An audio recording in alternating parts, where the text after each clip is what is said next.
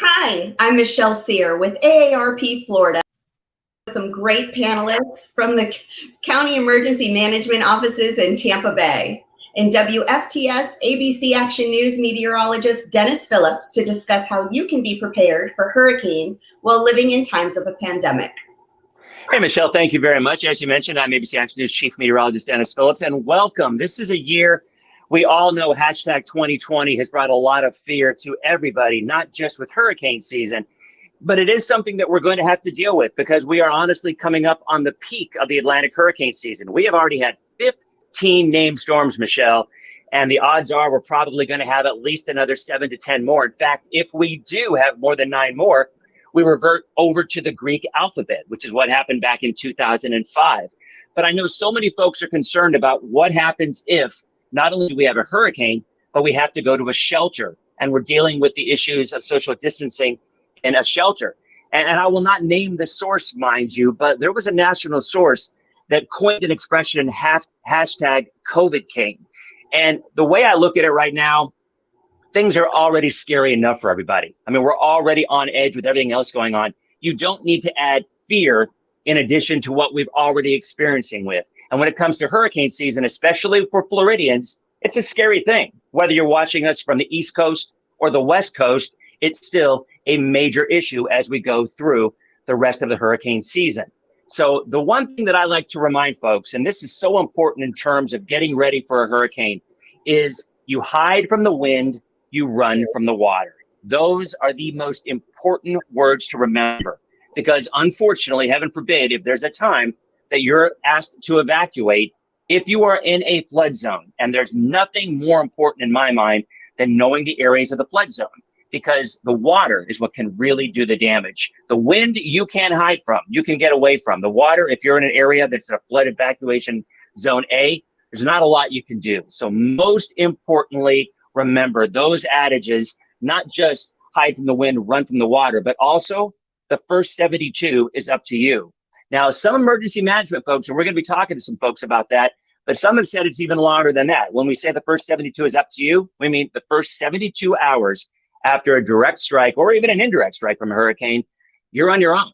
You cannot expect to have a lot of help from folks. So if you decided to stay where you are, even if you were asked to evacuate, if that time comes, expect to be at least 3 to 5 days on your own, which means you'll need water. You'll need all of the ingredients necessary to help keep you safe. And as always, you can find all the hurricane preparedness kits on abcactionnews.com/hurricane. How many have we had? We've had 15 named storms. The prediction is anywhere between 19 and 25. We have a long, long way to go. So let's jump right into it and talk to some of the experts and answer your questions about what to expect for the rest of the hurricane season. So we're going to start with our 2 experts that we have with us. We have Mary Burrell from the Pinellas County Emergency Management Office, and we have Angela Salter from the Hillsborough County Emergency Office. And we're going to start right there. Michelle, I'm going to toss it back to you in a second, but I do want to ask our experts a couple of questions. And first and foremost, I think this is one that's really important. What should I do to ensure I'm prepared should a severe storm threaten Tampa Bay or anywhere along the state? Well, there's 3 things that we tell people to do, and it's pretty simple. It's to know your risk, get a plan, and stay informed. So with the risk, like you said, it's know your evacuation zone. To me, that's step 1. Where do I live? What do I have to do and when? If I live on a barrier island, it's easy. I know what I have to do. If I live in a mobile home park, I know that I have to evacuate no matter what. And even if I'm in a non-evacuation zone, there's the wind. So is my structure wherever I'm going to be staying, and can that hold up to the wind? The other thing is flooding. So you have to look at your risk and say, okay, if I do have to evacuate, where will I go, and what will I do? And then you prepare for that. You prepare, for the things that you're going to have to do and the places that you're going to have to stay. And that's a matter of thinking through it, finding out what will happen afterwards. Do some reading. Read about Hurricane Laura and what's happening to them so you can see what you'll need to do. And then staying informed. Watching local media, making sure you sign up for the apps and text, Alert Pinellas and Alert Florida and Tampa. throughout the state, there's emergency notification systems. So, find out ways that you can stay connected to us. Mary, are there any ways specifically that Pinellas County, as opposed to maybe different areas, has to look at things maybe a little different? My first thought is evacuations, because there's only a couple of ways out of Pinellas County. Well, we tell people to go tens of miles, not hundreds. So, your best evacuation route is 15 minutes away to a friend and family's house. So, get yourself a friend in a non-evacuation area. That's really our best recommendation, is to go to a host home. If you have a business, you're in a non-evacuation area, you have a strong structure, can you invite your staff and their families to stay with you? Because evacuation is going to be very hard. Even especially with COVID, you don't want to be putting yourself in those situations where you're in crowded areas, you're stuck on the road, and then reentry is very difficult as well. So we ask people to really stay in the county and find host homes to stay in, and a shelter as your last resort. Great. All right, well, let's go to Angela Salter, Hillsborough County. Now, Hillsborough County, a little bit different, maybe not quite as surrounded by water, at least in some areas. But Angela, what are your thoughts on this coming year, especially for residents in Hillsborough County? How do you really suggest them get ready for what is now the peak of the hurricane season, if they haven't already done so? So if our citizens have not gotten ready, we do ask that they make sure that, again, they do know their disaster zone. We ask that they go to our HCFL alert, stay safe, and make sure that they know if they are in an evacuation zone. If they are, again, tens of miles, not thousands of miles, we want them to make sure that they get their to-go bags, that they know exactly where they're going, who they're going to be with, and to have a plan A and a plan B. So we do ask that the shelters are the last resort this year, especially this year with COVID-19, and make sure that they're planning to take plenty of masks with them wherever they go, and hand sanitizer, and just make sure that they're ready. So Angela, let's follow up a little bit on the precautions in the shelters. What is Hillsborough County doing specifically to create a safe area inside those shelters? I mean, obviously, I can't imagine they're going to have the capacity that they had in previous years based on distancing, or have they found a way around that? What we're doing this year is we are going to make sure that we are taking temperatures. We're going to be making sure people are wearing face masks. Again, we are looking to make sure that our citizens really understand that sheltering in our shelter should be a last resort this year. We really want to make sure that they are planning to be with a family and friend. Again, we are going to be taking those extra precautions to make sure we are opening additional shelters, and we are going to be, again, making sure we have the mask, making sure we have PPE, making sure that we do the right thing to make sure that our citizens are prepared. Angela, what about pets? I mean, that's something a lot of folks ask. Have there been any changes this year for pets than previous years? We did open more pet shelters this year. As far as the additional changes, we're again asking people to be prepared, make sure that they, if they can, find additional places for their pets with family and friends. But we did open additional pet shelters this year for our citizens. Thank you. And Mary, what about Pinellas County? Are you seeing anything different in terms of how you prepare? Not just for every year. We obviously know that shelters are a huge part in Pinellas County because, again, right on the Gulf of Mexico in so many areas. So when you've moved ahead this year, have there been any changes this year compared to last year? And how could folks find out what those changes are specifically for Pinellas County?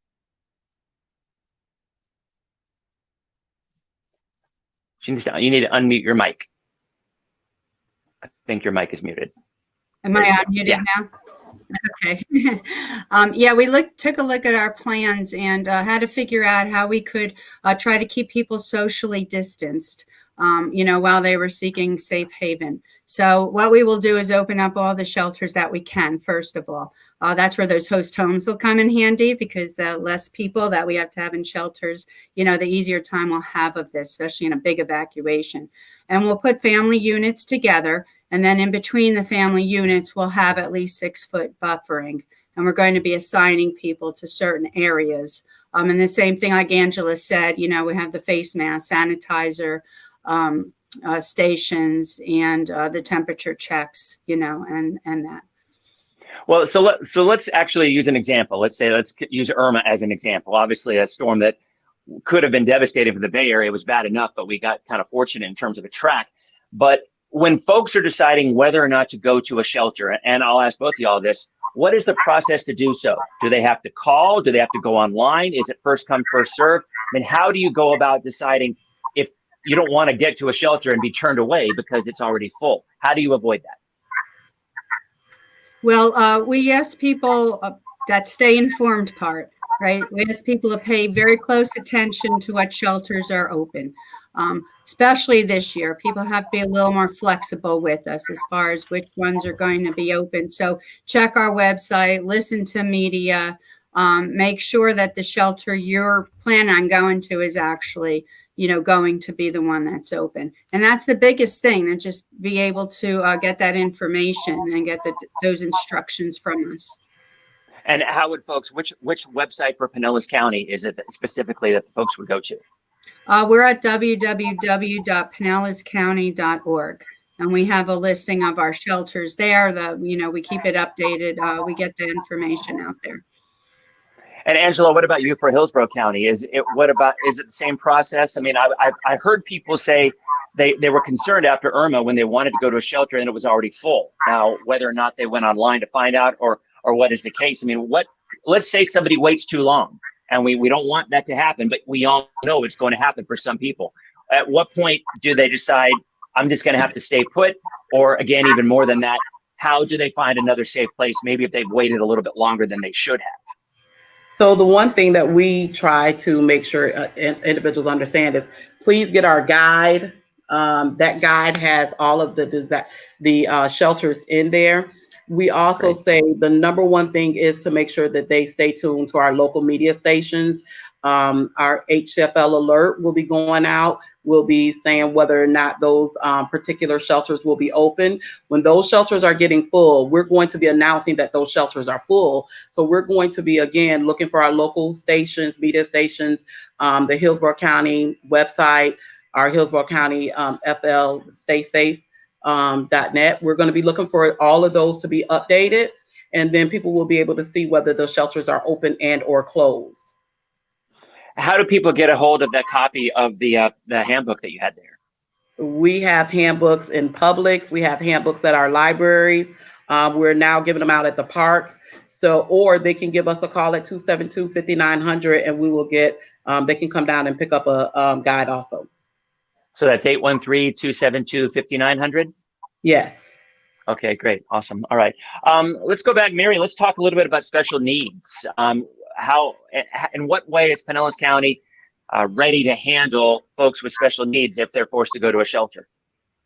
Well, we've always had a very good special needs shelter program. And again, this year, much like our general population shelters, but even more spacing, we have the social distancing, where a family can go and stay together, and we welcome their healthcare providers to come as well, their home health aides, and they can stay with them as well. So, we have the spacing, and the assigned areas and the masks and that. Now, special needs is for people with minimal medical care or those who are dependent on power for, their life-sustaining equipment.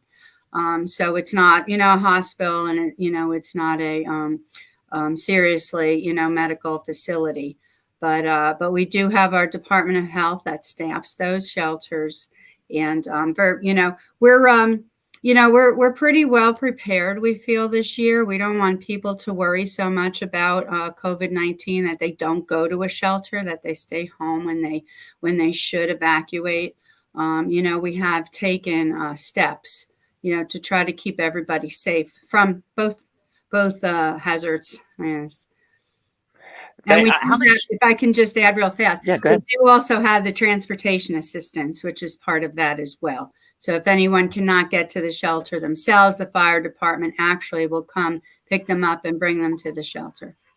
Now, what's the time frame on that? At what point do they cut it off and say, we're just not going to be able to get out there anymore? Is there any set time, or does it depend on the individual storm? I believe when the winds are about 50 mile an hour, maybe 40 for the larger vehicles. But, we don't close a shelter and say you can't come in anymore. That's it. You can come to the shelter, but at a certain point, our emergency responder vehicles come off of the road, and they cannot be going out and getting anyone at that point. They cannot go out and respond to any emergency at that point. So people really do need to get where they're going to go by that end point that we, tell them about the evacuation. Running from the water. That's what they're doing. Yeah. And usually within 24 to 48 hours, we've got a pretty good idea most of the time, not always, but most of the time, whether or not this is going to be a significant disruption or a hazard to the Bay Area or anywhere in the state. It's probably even more predictable in the Southeast coast. It's probably more predictable in the West Palm, Miami area, because very often you see a storm coming in from that angle, it's coming. Whereas the Bay Area, like with Irma, it had to do almost a 70-degree angle turn in coming in. And that's really challenging in trying to pinpoint exactly where, which obviously it hit Naples. So my guesstimate is usually, for folks who are watching and wondering if you've never gone through a storm before, if you're new to the area, or you've just been lucky, my take is 72 hours is a really good idea, but 48 to 24, no later than 24, because by then, usually it's too late. Because worst case scenario, and both of you ladies know this, folks are going to get stuck in traffic on the interstate or on the bridges, and that is just worst case scenario. I mean, I cannot imagine. I'd rather be stuck in my house than stuck in a car on the interstate. Oh, yeah. So Angela, in terms of special needs, we didn't ask you about Hillsborough County. What specifically is Hillsborough County doing, and is there anything else you wanted to add? So we're doing the same thing here in Hillsborough County. The only thing I wanted to add is just for people to make sure that they do understand that they have to register for the special needs shelters every year here in Hillsborough County. And how do they do that? They can go to the Department of Health website, www.hillsborough-departmentofhealth.org, and register. And again, it's every year. And we do have our transportation component also. So if they need help with transportation, we'll be able to get them the assistance they need. Okay.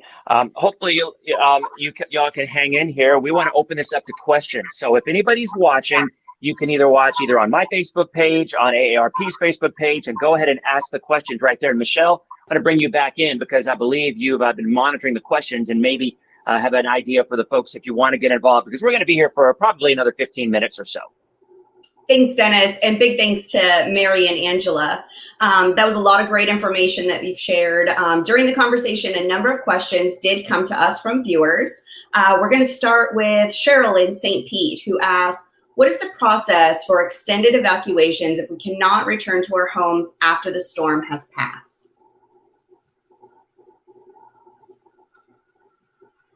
Can you repeat that question for me? I sure can. So if the storm after the storm has passed and people can't return to their homes, what's the process for extended evacuations? Extended evacuations, I presume you mean reentry. Quite possibly. Yeah. So with the barrier islands, obviously, and with Irma, we weren't able to let people back on. And then if it was a bigger storm, entry would be cut off at our bridges to begin with. If we had bridges, if it was major enough, those bridges have to be inspected before anyone can even be allowed to travel on them. So that would be the process with our county. Again, you would have to listen to official announcements. If you're out of the area before you come back, make sure you hear from us on the news, or if you have alert Pinellas that reentry is being, allowed, that you are allowed to reenter. And, this could be for any area at all. This could be areas of the state. This could be, the state itself. But the official announcement would be made, and then, the bridges or the different areas opened up. And you should. Hey, Mary, you talked about the bridges. Real quick, I want to follow up on the bridges. Mary, you talked about the bridges. At what point do they shut down the bridges in terms of an evacuation? Well, I know here in Pinellas County, they leave the bridges down, and they will always let people off of it, but they won't let them back on, and that's at the end of the evacuation period. So when an evacuation order is put out there, you have a beginning and an ending time. So by the ending time, that means you really should be where you're going to be for safety, as you had said. So that is when they cut off entry to the barrier islands, but you can still get off. Angela, did you want to follow up on that question? No, I think Mary summed it all up. Okay. All right, Michelle, what else you got? All right, we've got a question from William, and I think this one's really for you, Angela. Does the Hillsborough County Disaster Guide indicate which areas are designated as evacuation zones? No, but they can find that information out on hillsboroughcounty.org on our evacuation website. They'll be able to put their address in and see which if their address is in an evacuation zone. And let me be very let me go back. So the guide does have that information in it, but for everybody to go in, they can go in and put their address in, and they'll be able to find out whether or not they're in an evacuation zone also. It makes it a lot easier. And I will mention too, we on our website, abcactionnews.com/hurricane, we have the same thing. It's a great piece of software where you go in and wherever you are, you put in your address. It tells you everything you need to know about your evacuation zone or anything else. So, I mean, that's great information to have. It used to be a lot tougher to find these things. And, you know, Yes, from year to year, sometimes things change. From year to year, very often, flood zone can change based on different parameters that the county sees fit. So just because you were in an A or a B or whatnot a few years ago does not mean that you are still in that zone. And not only that, as you start making your plans for where you want to go, you can also put in your relatives or your friends' address so that you can see whether or not they're actually in the zone also. Great. All right, another question, this one from Richard. Does Tampa Bay have a hotel evacuation option for those that cannot be in a congregate shelter? And what is the process to evacuate to those locations?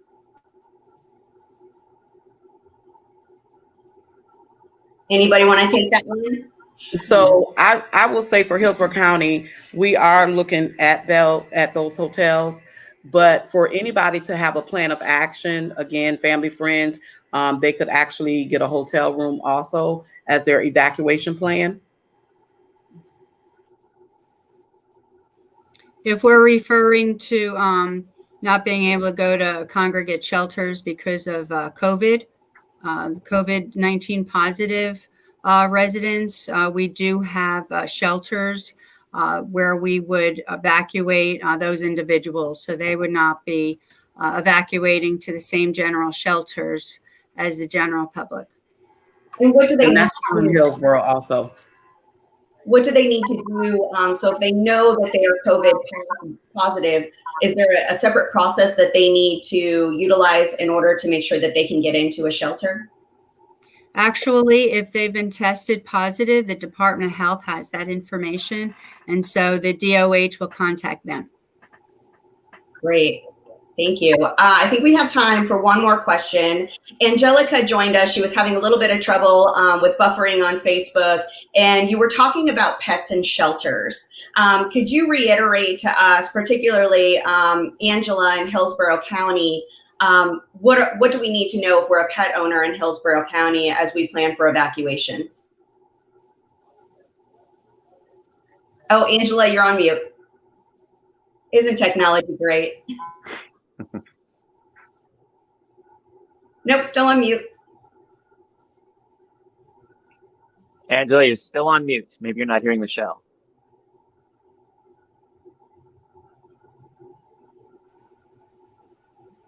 Well, I can tell you for Pinellas County that we have the pet-friendly shelters, and you don't have to register for them. There's a form online that you can fill out and bring with you.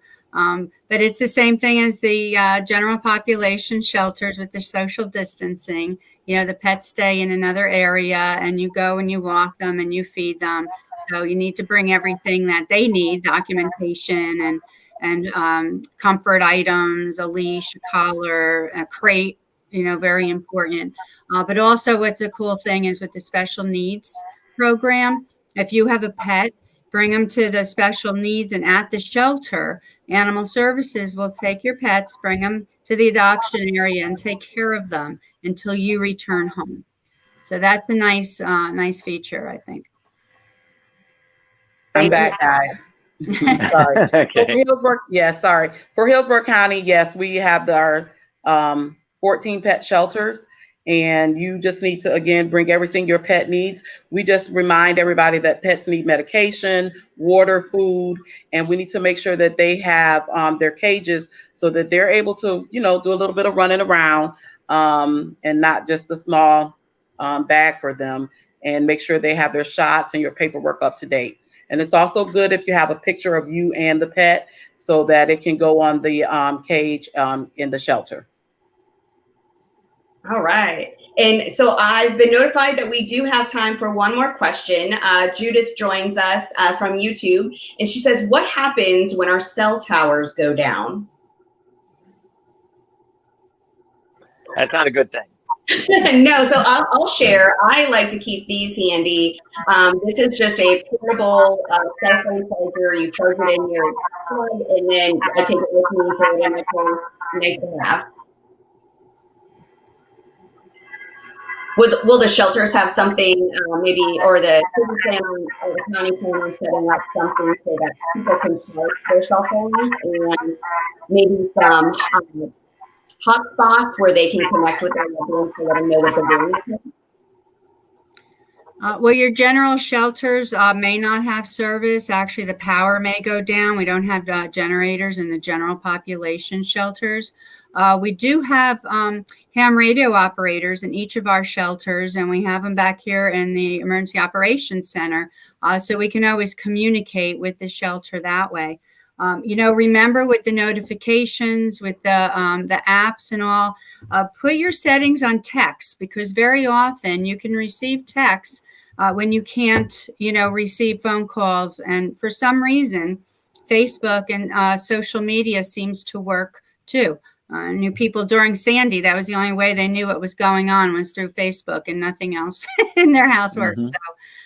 So that's what I would always recommend. Put your settings on text and listen to AM radio. Last ditch, that should be working no matter what else is not. I've actually had a chance to chase a couple of hurricanes. One was Rita back in Beaumont in 2005, and you're exactly right. In terms of getting information out there, a lot of times broadcast signals will be down.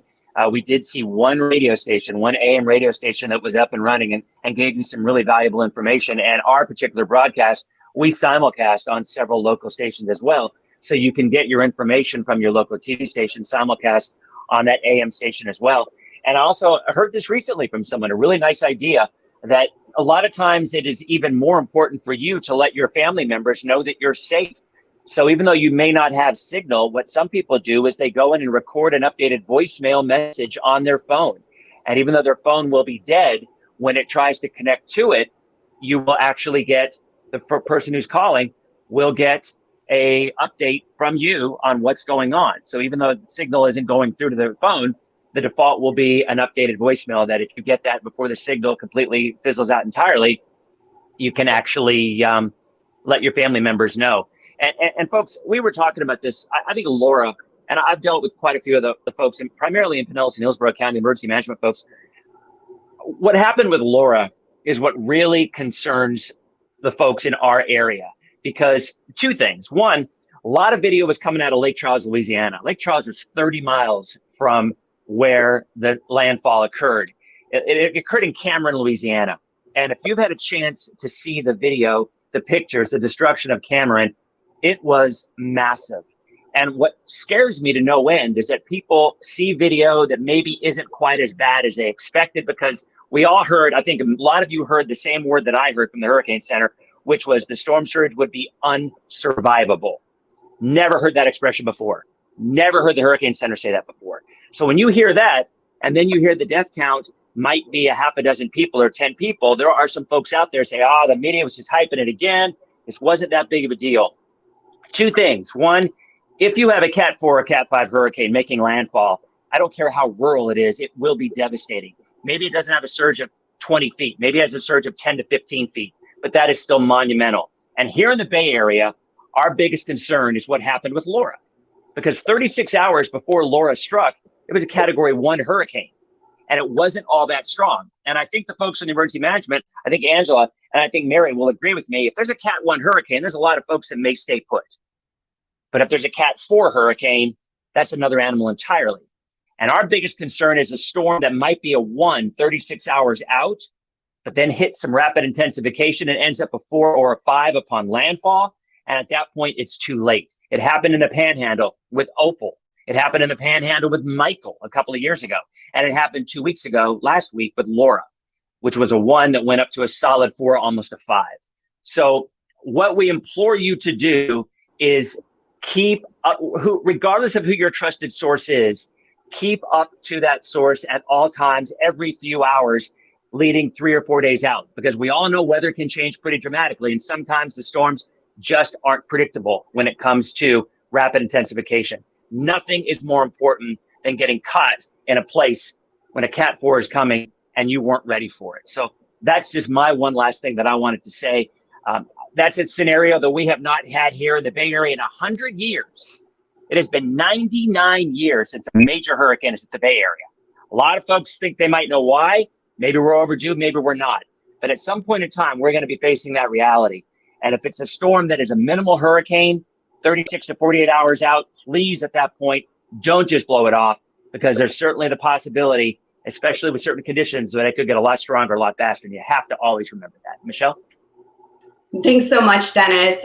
You're absolutely right. Being prepared is key. And you all have shared a wealth of information, some valuable resources with us. We've covered a lot of ground today, but there's always more to learn. You can find relevant, up-to-date information, even downloadable tools like checklists and links to resources in your community by visiting the AARP Florida website, aarp.org, Florida. Big thanks to our moderator and panelists, and thank you all for what you do to keep us connected to, again, credible resources, great information, and keeping us connected to one another. And big thanks to all of you who joined us today. If you did miss some of the information, or you want to share this with others, we will be posting this recording, a link to this recording, on the AARP Florida Virtual Library. Thank you again for joining us.